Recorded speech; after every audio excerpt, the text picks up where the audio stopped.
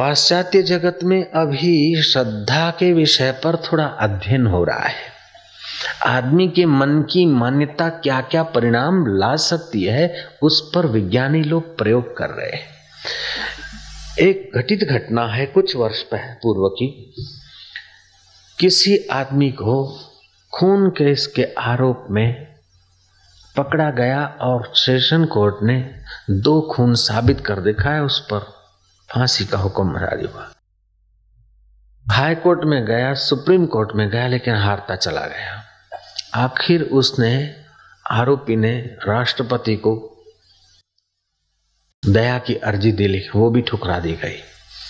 विज्ञानियों ने उस आदमी को कहा कि फलानी तारीख अब तू अपने पाप का फल भोगने के लिए फांसी चढ़ेगा। उसने कहा इसमें तो कोई संदेह नहीं है, तो हमारा कोई बचने का उम्मीद नहीं है। जब बचने की उम्मीद नहीं तो मरते मरते एक काम ऐसा कर जा कि मानव जात के काम आ जाए तेरा शरीर। फांसी पे लगकर मरो अथवा हमारे प्रयोग में आते आते मरो, मरना तो है तुम्हें। तो आदमी सहमत हो गया। तो हाई कोर्ट से उन लोगों ने लिखित अनुमति भी प्राप्त कर ली। अब जिस दिन उस आदमी को फांसी लगनी है, उस दिन विज्ञानी, मनोविज्ञानियों ने और डॉक्टरों ने अपने साधन सामग्री से सुसज्ज होकर उसके आगे एक प्रयोग करना चाहा। उसको कहा कि देखो, फांसी से तुम मरेगा, थोड़ा आराम से मरेगा, और हम प्रयोग करेंगे तो थोड़ी पीड़ा सहेगा, लेकिन थोड़ी पीड़ा सहेगा तो मानव जाति के लिए तेरा शरीर प्रयोग में आएगा, तेरा नाम हो जाएगा और किए हुए पाप का भी थोड़ा प्रायश्चित हो जाएगा। उसने लिख कर दे दिया और सहमत हो गया।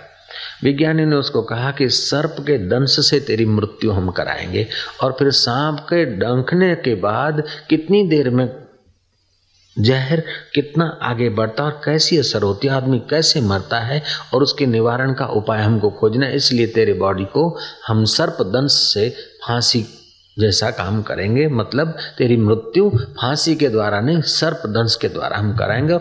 हाई कोर्ट भी सहमत हुई, तू भी सहमत हुआ। समय सुनिश्चित था। उस समय पर उन्होंने क्या किया, एक घोड़ा लाकर रख दिया सामने। अभी समय में थोड़े कुछ मिनट बाकी, 25, 30, 40 मिनट। सांप निकाला और सर्प का मुंह पकड़ के घोड़े को डंक लगवा दिया। उस कैदी ने, उस मुजरिम ने देखा तो सर्प दंश हुआ और घोड़े पर जहर के असर हुए और छटपटाते हुए घोड़ा गिर पड़ा और थोड़ी देर में प्राण दे दिए। विज्ञानियों ने कहा कि इसी सर्प से अभी हम तुम्हारे आखिरी यात्रा पूरी कराएंगे। प्रयोग करना है। पट्टियां बांध दी गई, कंधे तक काला कपड़ा लगा दिया गया। कहा कि बस अब 2 मिनट बाकी है, अब 1 मिनट, अब आधी मिनट, अब तेरा समय फांसी का आ गया। सर्पदंश के बदले उन लोगों ने चूहा कटवा दिया। पट्टा तो आंखों के बंधा था, चूहा कटवा दिया और कह दिया कि उसी सांप ने तेरे को काटा, मर गया। तो उसकी श्रद्धा थी, मान्यता थी, प्रत्यक्ष की नहीं, विश्वास, उसको श्रद्धा बोलते। चूहे ने काटा, लेकिन उसने समझा कि मुझे सांप ने काटा है। सांप ने काटा है और फांसी लगनी थी, बिल्कुल सुव्यवस्थित था, सुनिश्चित था, पहले प्री प्लानिंग था ही।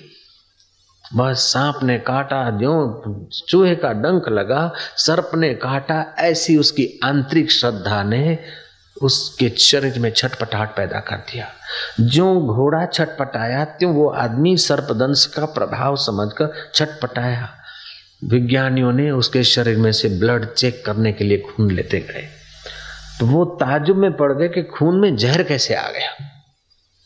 थोड़ी देर में वो आदमी तो मर गया। चूहे को जांच किया तो चूहे में कोई जहर था नहीं, और उसके शरीर में जहर कैसे बना। चलो सांप ने काटा है, काटा में मर गया, ऐसे आदमी मर सकता है।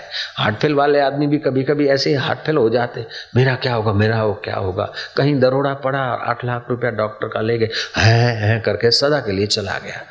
तो ये मानसिक असर, इतना आदमी तत्पर हो जाता है उस विषय में, उस बात में, कि तन पर उसकी असर तो पड़ती है। तो हम सुनते हैं, कभी कभी बच्चों को डांटते तो बच्चे का मन भी इतना उस समय वीक हो जाता है कि एकी बेकी कर लेता है। ये भी हमने देखा सुना है।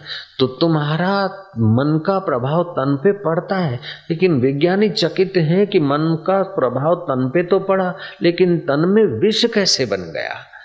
उन विचारों को बहुत सोच विचार के ये निर्णय करना पड़ा कि मन में ये शक्ति है जो जहर बना लेता है। लेकिन उनको पता नहीं कि हिंदू संस्कृति में हजारों वर्ष, लाखों वर्ष पहले छोटे छोटे योगी भी कहते थे कि अगर तुम्हारे मन में तीव्र श्रद्धा है तो अमृत से विष बन सकता है और विष से अमृत बन सकता है। ठूंठे में चोर देखते हो और कांपने लगते हो, रस्सी में सांप देखते हो, मन भाव बना लेता है तो कांपने लग जाते हो। और रस्सी में सांप दिखता है तो आदमी कांपता है, और सांप में रस्सी दिखती है तो उसके सिर पर पैर रख के चला भी जाता है। तो तुम्हारे मन की जो अवस्था है उस समय तुम्हारे तन पर और तुम्हारे व्यवहार पर ऐसी असर पड़ती है। तो मन तुम्हारा कल्प वृक्ष है, इसीलिए कपड़ा बिगड़ जाए तो चिंता नहीं, पैसा बिगड़ जाए तो चिंता नहीं, लेकिन अपना मन मत बिगाड़ना, क्योंकि उसी के द्वारा मालिक का साक्षात्कार भी हो सकता है।